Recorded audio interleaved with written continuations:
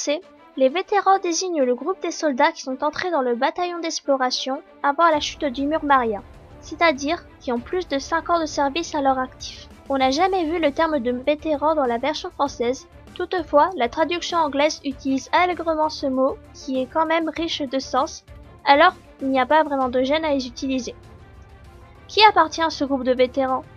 Erwin Smith, Mike Zacharius, Nanaba, on n'a jamais su son nom de famille car elle s'est fait bouffer avant, Hansi Zoé et Levi Ackerman. La seconde partie de l'OAV sur le passé de Levi, A Choice with No Regrets, nous apprend également que Mobley Berner était déjà au service d'Hansi en 844. Donc bref, le groupe de vétérans est composé des personnages les plus charismatiques du manga. Mais comme notre cher Isayama a un petit côté sadique, eh bien Mike, puis Nanaba, puis Mobley, et enfin Erwin. Enfin, comme j'aimerais que ce mot soit juste, que l'hécatombe des vétérans cesse, et qu'Anji et Levi ne courent plus de risques. Ah, et faisons également un topo sur les prononciations et orthographes de leurs prénoms. Oui, parce qu'on voit plein d'orthographes différentes, hein. On voit Levi, on voit Rivai, Levi, Rivai, alors stop! Écoutons la prononciation japonaise qui nous donnera le fin mot d'histoire. Tu as Levi. Vous avez bien entendu. Ils disent Levi. Alors, comme ce prénom n'est pas très répandu, les traducteurs du manga doivent en adapter l'orthographe à la prononciation japonaise originale. Et c'est pour ça que la version française correcte s'écrit de cette manière, tandis que la version anglaise correcte s'écrit ainsi. Mais n'allez pas prononcer Levi comme Lévi, hein. Alors ça non, juste non, non, non et non. Ce n'est pas BHL, c'est pas non plus Claude Lévi-Strauss, ni Marc Lévy, ni encore Saint-Mathieu, c'est Levi. Et alors, mention honorable aux traducteurs espagnols qui ont réussi à transformer ce prénom en, tenez-vous bien, Capitaine Lévi. Lévi. Alors, je sais que l'espagnol ne comprend pas la prononciation V, mais il me semble qu'il connaît la voyelle I et la diphtongue I, hein. Comme quoi, il ne faut pas toujours se plaindre des versions françaises, hein. Quant à Hansi, là par contre, je fais un mea culpa. Je prononce son prénom avec un S, alors que normalement la version originale comprend un J. Hanji. Mais bon, la traduction française du manga papier m'a habitué à dire Hansi, d'autant que la prononciation Hanji me rappelle beaucoup trop le prénom d'un autre personnage terriblement impressionnant, mais radicalement différent, et qui apparaît dans un autre manga excellent. Je veux parler de Hanji, la colère divine de Rurouni Kenshin. Les vrais reconnaîtront la référence.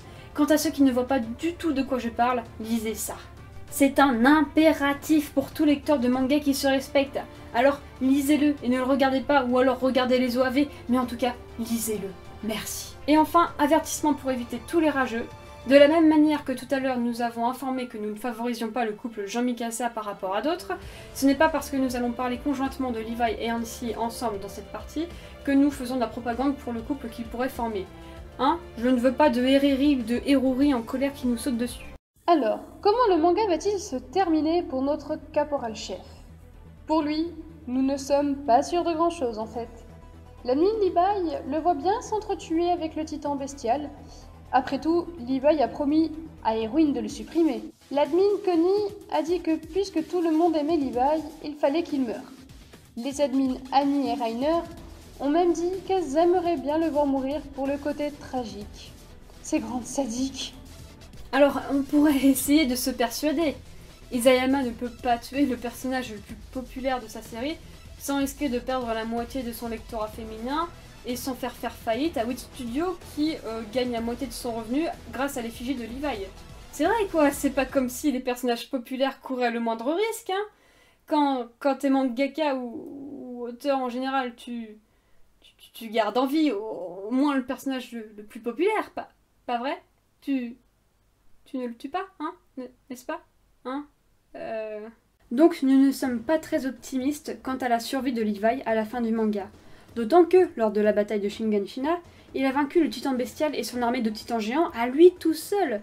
Donc vous pouvez être sûr qu'à la prochaine confrontation, Levi sera la première cible de Sieg. Il y a de très grands risques qu'il meure. Ne me regardez pas comme ça, hein, ça me fait pas plaisir de vous dire ça. D'autant que, s'il ne s'agissait que de mourir, mais nous avons l'intime conviction qu'Isayama veut le briser moralement. Comme c'est parti, Levi va connaître une véritable descente aux enfers. Tous ceux à qui il tient disparaissent les uns après les autres. Vous pensez que j'exagère? Dressons une petite liste. Sa mère, Kuchel Ackerman. Ferland Church et Isabelle Magnola, ses deux meilleures amies. Son escouade, dont Petra qui était amoureuse de lui. Kenny Ackerman, son oncle et son mentor. Erwin Smith, son frère d'armes et son ami. Décidément, il ne fait pas bon de traîner avec un Ackerman. Et le plus important, dans tous ces événements tragiques, ce sont les réactions de Levi. Regardez, nous allons nous concentrer donc essentiellement sur le manga, puisque l'anime brise un peu la logique que je vais vous montrer. Prenons ces décès dans l'ordre chronologique de la vie de Levi. Le premier est celui de sa mère, morte de maladie dans les bas-fonds de la cité royale. La scène est montrée du point de vue de Kenny Ackerman. Lorsque celui-ci entre chez sa sœur, Kuchel est déjà morte et un petit Levi, qui au passage ressemble furieusement à Eve de Death Note, et les personnages charismatiques appellent les personnages charismatiques, les chiens font pas des chats, Non! N'abordons pas les sujets qui fâchent. Donc je disais, un petit Levi attend au pied du lit de mort de sa mère. On ne voit pas l'avant et l'après du décès de Kuchel. Du point de vue du lecteur, elle a toujours été morte puisqu'il ne l'a jamais vue vivante. Et Levi a toujours été orphelin puisqu'on n'a jamais vu sa mère. D'ailleurs, il est déjà aussi froid et inexpressif qu'il le sera plus tard. Quand bien même le chagrin doit accabler cet enfant, on a la sensation d'une acceptation, d'une grande contenance, peut-être d'une immense lassitude. Vient ensuite les morts d'Isabelle et Furlan. Alors en effet, il s'agit d'un spin-off hors série. Il n'en demeure pas moins qu'il a été pensé par Hajime Isayama lui-même, et qu'il a dû donner toutes les instructions à la dessinatrice Hikaru Suruga. D'ailleurs, au tome 20, chapitre 81, lorsqu'Erwin est sur le point d'envoyer toutes les jeunes recrues sur le titan bestial, et donc à une mort certaine, Isabelle et Furlan apparaissent parmi les soldats disparus qui hantent Erwin et Levi. Donc, on ne peut certainement pas dire qu'il s'agit de personnages purement commerciaux, comme c'est le cas pour Kiklo et Carla de Before the Falls. Dans Birth of Levi, après avoir constaté à quel point Levi tient à Furlan et Isabelle, on assiste à sa réaction lorsqu'il ne parvient pas à sauver ses deux amis. Quelle réaction? Pas de cris, pas de pleurs. Il massacre tous les titans des environs, dans une maîtrise de lui totale. Alors évidemment, il ne l'a pas bien pris de voir ses deux meilleurs amis se faire dévorer. Mais il a une force mentale telle qu'on n'assiste pas à une effusion de chagrin comme celle de la version animée, qui casse un peu cette logique, et qui sert surtout à rendre la scène pathétique. Bref, Levi témoigne d'un parfait contrôle de lui-même. Maîtrise identique lorsqu'il découvre lors de la 57e expédition Extramuros les corps de son escouade après le passage du titan féminin. Il cligne à peine des yeux. Alors oui, effectivement, la situation était urgente. Eren était très certainement en danger, mais dans le chapitre 32, alors que notre tête brûlée exprime des regrets, Levi l'arrête, lui rappelle que personne ne pouvait prévoir ce qui allait arriver. Enfin si, je suis désolée, on aurait pu prévoir une victoire si Eren s'était transformé au moment où le titan les poursuivait. Mais on va encore me reprocher de ne pas être objective, alors je ne dirai rien. On peut difficilement appeler cette vision des événements de l'indifférence. Ces hommes sont quand même morts. Mais là, encore, Levi affronte la situation telle qu'elle, sans regret, sans hésitation. L'important, c'est de repousser les titans. Il faut se battre pour y parvenir, et personne ne peut prévoir l'issue d'une bataille. C'est ce que lui a inculqué Erwin, et ce sont des principes qu'il respecte. Là encore, l'anime, pour renforcer le pathétique, brise un peu la continuité de cette progression, avec la scène du retour vers les murs à l'épisode 22, où le bataillon d'exploration doit se débarrasser des corps des défunts pour échapper aux titans qui les ont pris en chasse. Ensuite, nous arrivons à un passage que j'interprète difficilement. Au chapitre 57, Levi retrouve Kenny Ackerman, son mentor, et dans un sacré fracas. Kenny et ses hommes abattent l'escouade d'Annecy, avec Nifa, Keiji et le petit monsieur à lunettes, dont je ne crois pas que le nom soit dit à un moment donné du manga, et que, dans un grand élan créatif, nous appellerons Monsieur Lunettes. Et là, pour la première fois, on surprend une expression horrifiée sur le visage de Levi. Alors, est-ce parce que Nifa, Keiji et Monsieur Lunettes viennent de se faire abattre en l'espace de 2 secondes, ou parce que leur meurtrier est Kenny? En tout cas, une chose est sûre, c'est que la réapparition de son mentor l'affecte. Et pour cela, passons à la scène suivante, la mort de Kenny Ackerman. Prenez le chapitre 69. Observez les expressions de Levi. Lisez ce qu'il dit. Il est vraiment touché, d'autant plus qu'il apprend ses origines à ce moment-là. Il découvre le nom de famille de sa mère, donc le sien. Et il découvre en plus que Kenny était son oncle. Et avec leurs dernières paroles échangées, on peut presque sentir s'établir une relation paternelle entre ces deux personnages. Ce qui est assez étonnant venant d'ennemis qui étaient prêts à s'égorger quelques heures plus tôt. Preuve qu'il a été affecté par cette dernière rencontre, cet objet non identifié à la fin du chapitre 69, cette drôle de chose sur son visage, qu'on appelle, dans certaines contrées, un sourire. Et enfin, dans la scène que l'on va aborder tout de suite, celle de la mort d'Erwin, qui réapparaît dans un flashback, c'est tonton Kenny. Dernière mort dont nous allons parler, mais pas des moindres, celle d'Erwin. Alors déjà, elle avait été bien préparée au chapitre 72. Je veux dire, pour que Levi demande à Erwin de rester au sein des murs, c'est qu'il y a une raison. Il y a des scènes comme ça qui ne trompent pas, de par même leur présence. C'est comme quand, un peu avant de recevoir des invités à la maison, votre mère vous regarde et vous demande « Tu vas les recevoir habillés comme ça ?» La réponse, elle est dans la question. Tu sais qu'il faut que tu ailles te changer. Ici, c'est pareil. Isayama n'aurait pas instauré cette scène si Erwin était destiné à revenir tranquillement au sein des murs, après la reconquête du mur Maria. Et puis, le chapitre 84, l'un des plus éprouvants de la série, parlons-en. Là, il n'y a plus de maîtrise de soi. On est loin du Levi qui venge Isabelle et Furlan sans broncher. Erwin est l'homme qui a tiré Levi du sous-sol et lui a donné un sens à sa vie. C'est normal que Levi n'arrive pas à le laisser partir dans un premier temps. Et quand à côté Enji souhaite sauver Erwin dans l'intérêt du bataillon d'exploration, Levi veut d'abord le faire par pure amitié pour son frère d'armes. Et c'est toujours sous le coup de cette amitié qu'il décide finalement de laisser Erwin reposer en paix. Regardez ses expressions. Observez comment ses sentiments le malmènent. Et pas seulement au chapitre 84, mais également par la suite. Avant la cérémonie du chapitre 90, le chagrin de son visage, quand enfin il découvre la mer, l'accumulation de la disparition de ses proches l'accable. Il fait vraiment malheureux. Il y a clairement une progression dans sa descente aux enfers. Plus ses proches meurent, plus il lui est difficile de tenir le choc. Et vraisemblablement, cette descente aux enfers semble encore nécessiter une disparition. Celle d'Enji.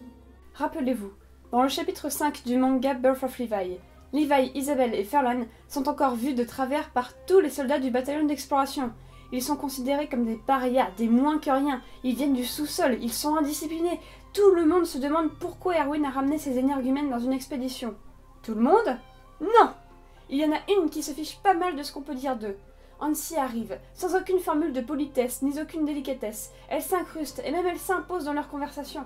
Elle les assaille de questions et de compléments légitimes. Pas d'hypocrisie! C'est elle qui ouvre les pourparlers entre eux et le reste du bataillon d'exploration en tant que véritable ambassadrice. Bon, Levi reste impassible à son intervention. Vous me direz, il ne change pas d'expression quand ses deux meilleurs amis se font atrocement déchiqueter. Alors il ne va pas hausser un seul sourcil lorsqu'une bourrique à lunettes s'invite parmi eux. Mais regardez comment Isabelle est touchée par l'intervention d'Hansi. Comment Hansi donne foi à Isabelle dans le bataillon d'exploration. Bon, ne parlons pas de l'animé qui donne un grand coup de latte à la symbolique en faisant d'Hansi une espèce de folle furieuse, histoire de la faire apparaître 30 secondes et de satisfaire ses fans. Hansi outrepasse ce qui reste encore des normes sociales dans l'expédition Extramuros pour venir à la rencontre de Levi, Isabelle et Furlan. C'est la première à le faire. C'est extrêmement important. Ensuite, que diriez-vous d'une lecture d'images ? J'aimerais que l'on s'attarde sur la première apparition de Levi dans le tome 3, au chapitre spécial, car nous allons observer la justesse de la construction de la page. Tout d'abord, ce chapitre commence par la première apparition du bataillon d'exploration, dont nous avons entendu parler depuis le premier chapitre avec Eren. Ce sont eux qui ont ouvert la série, car souvenez-vous, après la première page avec l'image choc du titan colossal qui apparaît au-dessus du mur Maria, nous avons quelques pages du bataillon d'exploration en action. Toutes ces paroles d'Eren placent les explorateurs sur un véritable piédestal. On ne les a encore jamais rencontrés, mais Isayama nous a déjà inséré dans l'esprit l'idée que les explorateurs sont courageux et héroïques.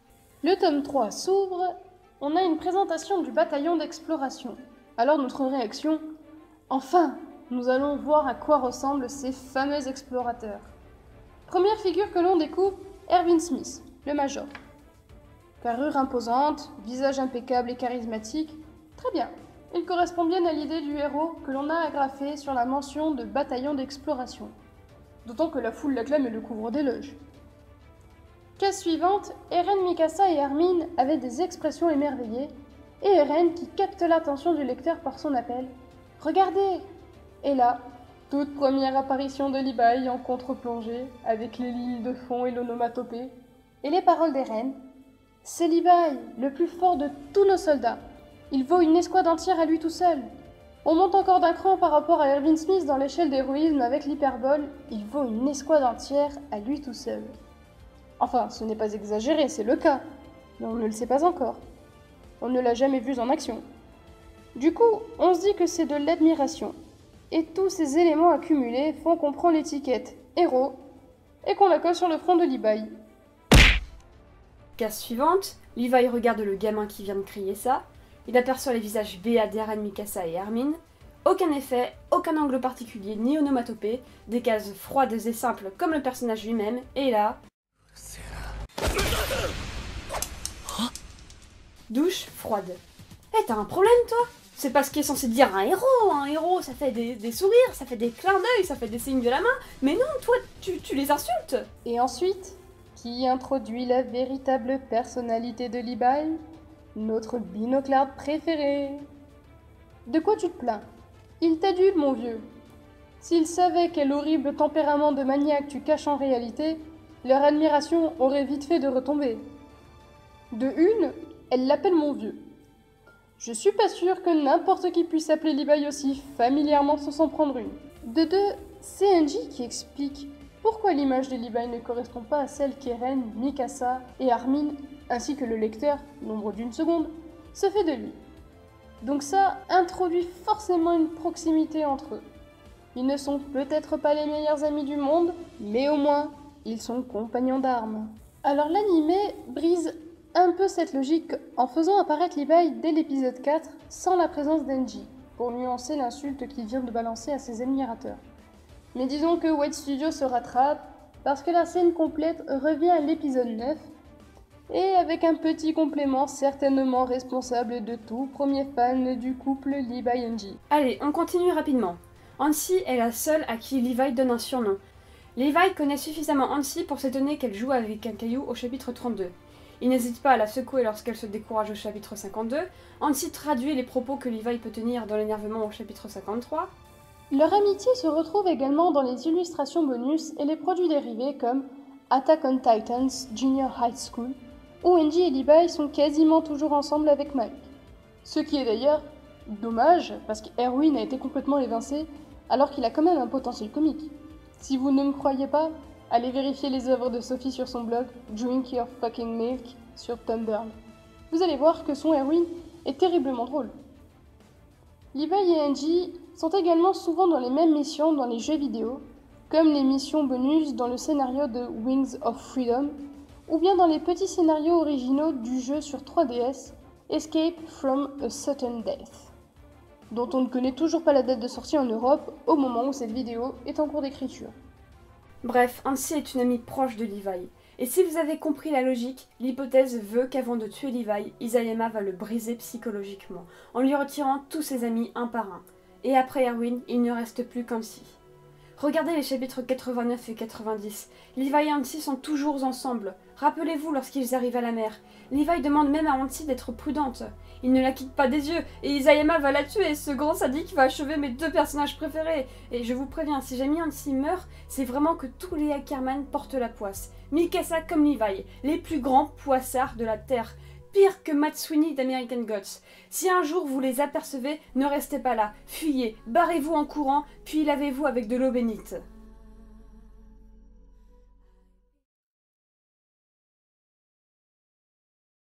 Quant à Hansi, cette hypothèse et beaucoup d'autres éléments me font redouter pour sa survie. Je vous assure, ça me pèse de dire ça. Tout d'abord, elle est majeure, à présent, ce qui signifie qu'elle sera l'une des principales cibles à abattre lors de la prochaine confrontation. Et puis arrêtons-nous un moment sur son caractère. Et pas celui caricaturé de l'animé où Hansi est une folle sympathique mais beaucoup trop simplifiée. Hansi est l'une des personnes les plus dévouées à l'humanité. Alors, l'est-elle plus qu'Erwin et Levi? C'est pas pareil. Erwin l'a clairement exprimé dans le chapitre 76. Il ne se bat que pour son ambition personnelle, à savoir pour découvrir la réponse à la question qu'il avait posée, petit, à son père. Dans ce chapitre, Erwin montre très clairement des signes de culpabilité. Il se reproche son égoïsme, estime qu'il a fait passer l'humanité pour un prétexte afin de pouvoir enfin découvrir ce qu'il y a derrière les murs. Alors j'en ai discuté avec une amie proche qui m'a dit que cette histoire l'avait moyennement convaincu. Pourquoi le fait qu'Erwin a un objectif strictement personnel s'opposerait-il à son dévouement à l'humanité? Et elle a raison, on ne peut que nuancer l'égoïsme dont Erwin s'accuse. Après tout, s'il était complètement égoïste, aurait-il chevauché au galop vers le titan bestial et sa mort certaine? Et en même temps, s'il était complètement dévoué à l'humanité, aurait-il repoussé la seringue qui aurait pu lui sauver la vie alors que le bataillon d'exploration avait plus que jamais besoin de lui? C'est tout ce qui fait l'ambiguïté de son personnage. On n'arrive pas à définir les frontières entre son intérêt personnel et sa foi dans sa mission pour l'humanité. D'où le fait qu'Erwin est l'un des personnages les plus intéressants de la série. Est-ce qu'il en est de même pour Levi? Difficile à dire, étant donné que Levi parle peu de ses motivations personnelles. Toutefois, une piste nous est laissée par Kenny. Au chapitre 58, tonton Ackerman sous-entend que le bataillon d'exploration a constitué pour Levi une échappatoire par rapport à la dure réalité des bas-fonds. Il parle même, au chapitre 69, d'une soif d'héroïsme qui pourrait nous laisser penser que Levi se complaît dans son titre de soldat le plus fort de l'humanité. Alors, c'est un peu faible comme argumentation, mais disons que cela fait naître quelques soupçons. Or, des soupçons, on n'en a aucun pour Hansi. Ce personnage n'a pour l'instant aucune grande part d'ombre, comme on a pu le supposer assez tôt pour Erwin par exemple. D'ailleurs, nous n'avons toujours pas de flashback d'Hansi, comme on a pu en avoir sur l'enfance d'Erwin ou celle de Levi. Hansi n'a pas de passé autre que le bataillon d'exploration. C'est comme si elle n'existait qu'au sein du bataillon. Et c'est pour ça que je tique un peu quand certains réclament de connaître le passé d'Hansi. Parce que ce serait risqué, cela pourrait changer fondamentalement ce personnage. Alors on pourrait dire... Hansi est intéressée par la Titan, c'est ce qui la motive, elle en est dingue, c'est davantage ça, sa force motrice que la victoire de l'humanité. Ah ah, que tu crois petit être à l'esprit contradictoire. À chaque fois qu'elle explique ses raisons et son intérêt pour les titans, elle justifie le tout, fait reposer toute son argumentation, toute sa motivation sur l'avancée scientifique de l'humanité, sur quoi repose, selon elle, la victoire finale.